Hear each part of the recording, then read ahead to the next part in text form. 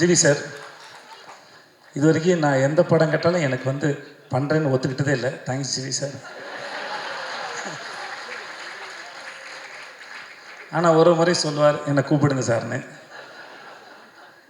தெரில ஏன் அப்படி பண்ணுறீங்க எனக்கு தெரில சார், தெரில. இருந்தாலும் ஏன்னா மேடை ஏறி சொன்னால் நீங்களும் எனக்கு பண்ணுறேன்னு சொல்கிற மாதிரி மூஞ்சி வச்சுப்பீங்க, நல்லா சொல்லிட்டேன் நான்.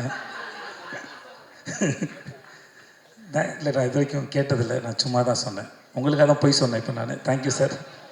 நெல்சன், எனக்கு உங்களோட ஸ்பீச் எப்பவுமே ரொம்ப பிடிக்கும் தலைவா. And thanks.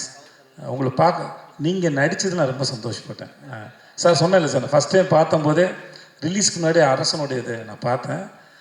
உங்கள் டைமிங்கே தனி. எனக்கு இன்றைக்கி மேடையில் விக்ரனன் பேசும்போது விக்ரன் டைமிங்கில் ஏதாவது ஒரு கதாபாத்திரத்தை நீங்கள் எழுதுவீங்கன்னு நான் நம்புகிறேன். நான் டைமிங்கு செம்மையாக இருந்தது. திடீர்னு எமோஷன் ஆகும்போது இங்கிலீஷ் பேசுகிறாப்புல, ஏன் தெரியல.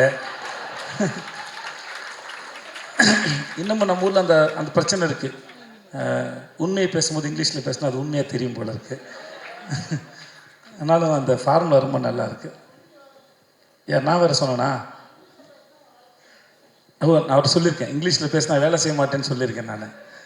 எனக்கு தெரியல, ஆனால் நான் அவரை ரிஜெக்ட் பண்ணான்னு தெரியல, இல்லை மேடு ஏறி ஏதாவது எனக்கு சொல்கிறாரான்னு தெரியல. என்ன காரணம்? பேமெண்ட் அதிகமாக கேட்டிருப்பீங்க. Okay, thank you.